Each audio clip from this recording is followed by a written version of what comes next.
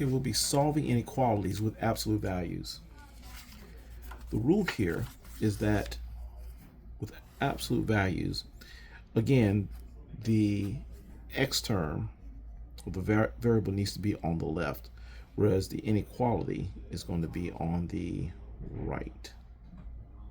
Sorry, the constant would be on that right. But again, absolute value is here. And this will help us solve for absolute values followed by a less than. But if the absolute value is followed by a greater than, I'm going to give you another rule. So this rule here is that you write everything as is without the absolute value, x less than a. And on the other side, you repeat the absolute value, and then you take the opposite of whatever this is. A just stands for whatever is on the right side. So you take the opposite of it. And this reminds you to take the opposite. And then from here, you solve. Now, let's say you have a greater than sign. Then this breaks up into two pieces, a right side and a left side.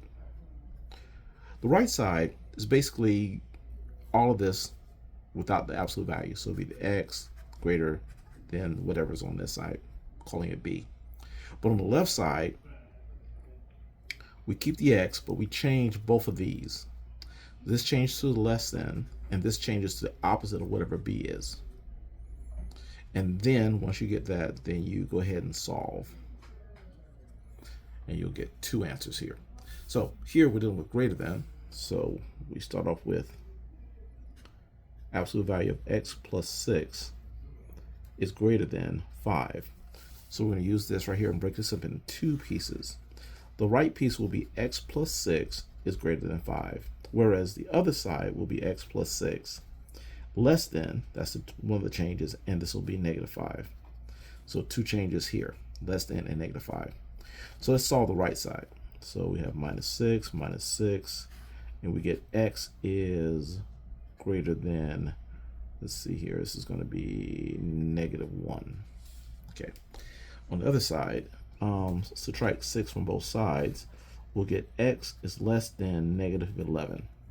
All right, so these will be our two graphs, negative 11 and negative 1. So let's get a number line here and put the negative 11 and the negative 1. And there's no equal sign here, so this needs to be excluded. So put an open circle, no equal sign, so the negative 1 is also excluded. Now, x is less than negative 11 means we need all the values going this way.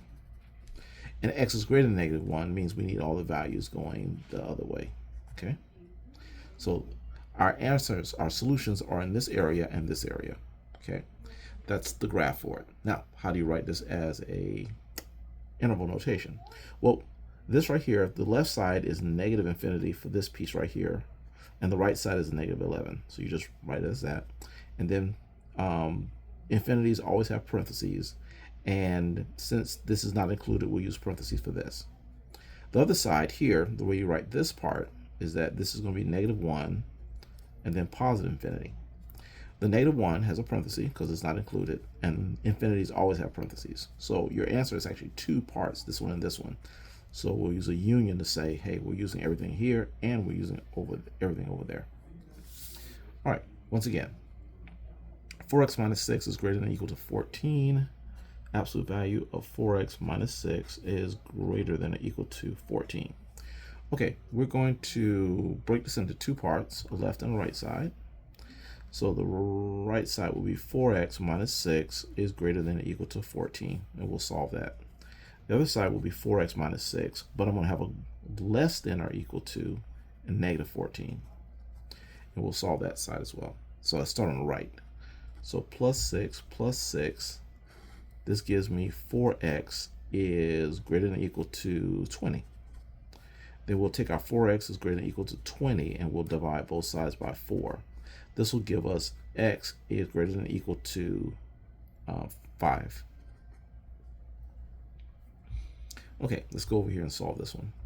We'll add 6 to both sides, and we'll get 4x is less than or equal to 4 plus 4 is 8, so that's negative 8. and then we'll take our 4x is less than or equal to -8, and we're going to divide by 4, and we'll get x is less than or equal to -2. All right, so let's graph these two on number lines. This one right here, let's go there. We have a -2, we have a 5. Okay, the -2 is included, so we'll put solid. And this is less than or equal to, so everything was shaded this way. There's an equal sign for this side, so this will be solid, so we'll put a solid dot. And x is greater than 5, so we'll shade everything this way.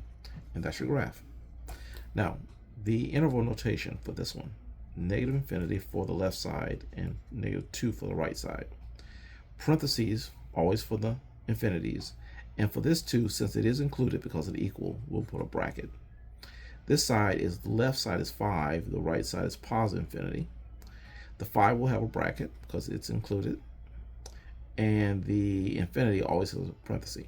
And since the solutions are here and here, we'll union these.